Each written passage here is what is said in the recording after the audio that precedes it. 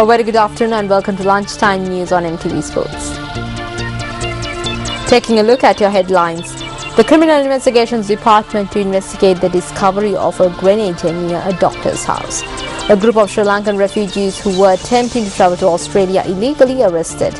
And police in South Africa opened fire during clashes with the striking workers and leave at least 12 people dead. Now for those stories in detail, a drinking water program for the Tantrimali sacred city and its surrounding villages was vested in the public yesterday by President Mahinda Rajapaksa. The drinking water project, which was spearheaded by the Water Supply and Drainage Board, was constructed at a cost of 180 million rupees. This pumping station is used to purify water that is obtained from the Malwatu Oya. Meanwhile, President Mahinda Rajapaksa also declared open a new museum in the Tantrimali sacred city. The museum houses various ancient artifacts which were discovered from the area and other communities. A group of individuals, including the chief incumbent of the Atamastanaya, Venerable Pallegama Srinivasa Thera, and Venerable Pallegama Hemaratna Thera, the chief incumbent of the Ruwanweli Mahasaya, were also present at the occasion.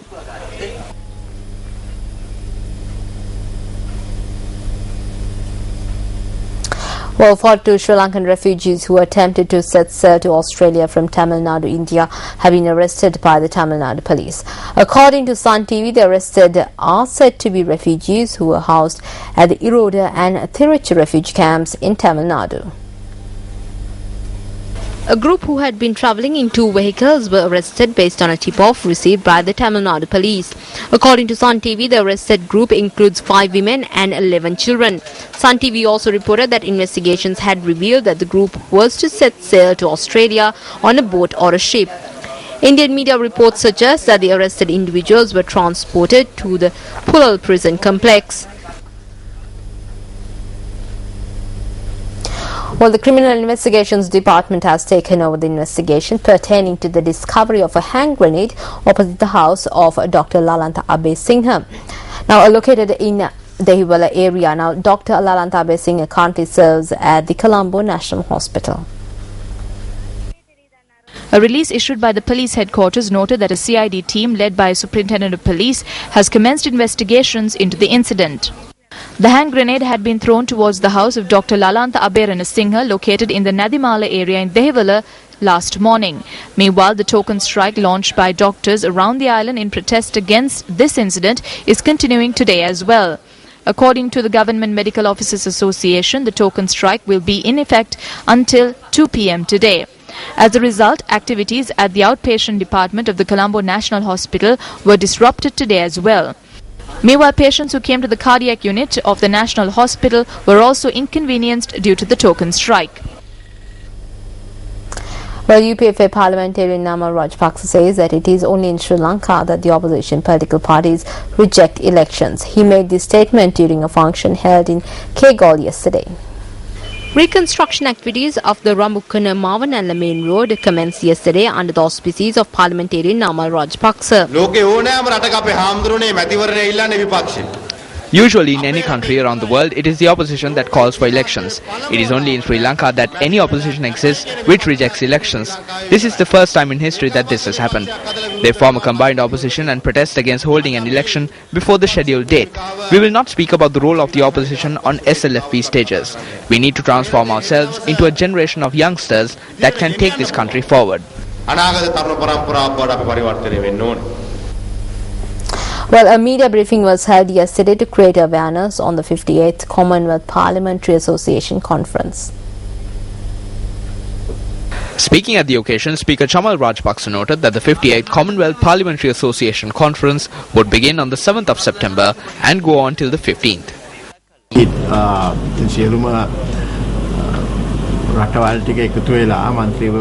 This is a combination of a large number of nations. About 600 individuals will represent over 15,000 individuals at this conference. If these individuals who are due to arrive in the country have any misgivings about the country, I believe that it will disappear when they see the country. There are several common issues that we face, be it in this region or in the Commonwealth of Nations.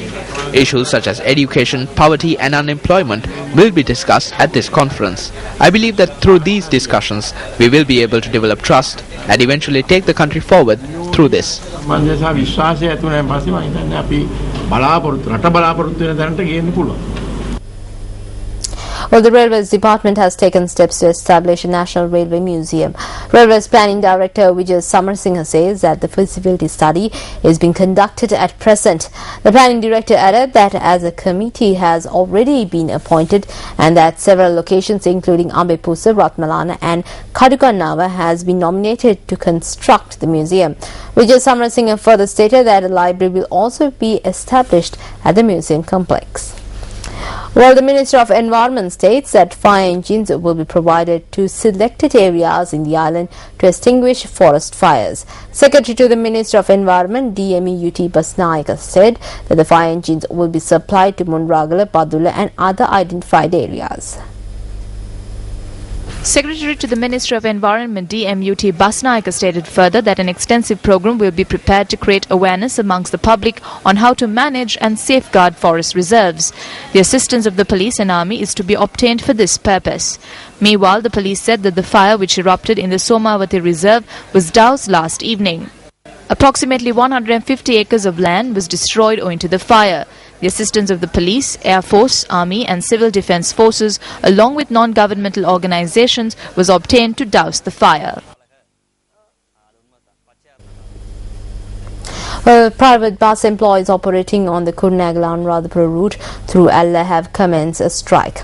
According to a correspondent in the area, the strike action had been launched in protest against several buses plying from Kurunegala-Vavuniya route being parked at the bus stand, which is usually reserved for buses plying from Kurunegala to Anuradhapura.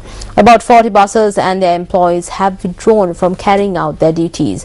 The private bus employees urge officials to provide them with two separate bus stands. Well, an individual who allegedly smuggled narcotic drugs to Sri Lanka has been sentenced to 20 years rigorous imprisonment by a court in India. India's Hindu newspaper reported that 10 years jail terms each was given to the suspects.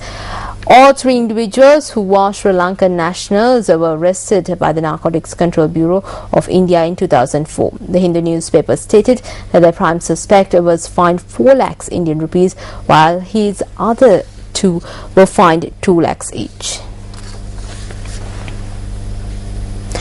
The Vidulka Energy Exhibition 2012 commenced at the BMICH this morning. News First is a media sponsor of the event. Minister of External Affairs Professor G.L. Peiris was the chief guest on the opening day of the Vidulka Energy Exhibition.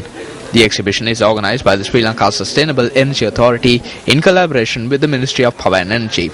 An energy symposium held in line with the exhibition is scheduled to commence this evening. The Vidulka Energy Exhibition will be held until the 19th of this month. Well, Ecuador has granted asylum to WikiLeaks founder Julian Assange 2 months after he took refuge in its London embassy while fighting extradition from the UK. Well, with that, we wrap up this edition of Lunchtime News, but I'll see you again at 1:55 with the very latest. Until then, take care.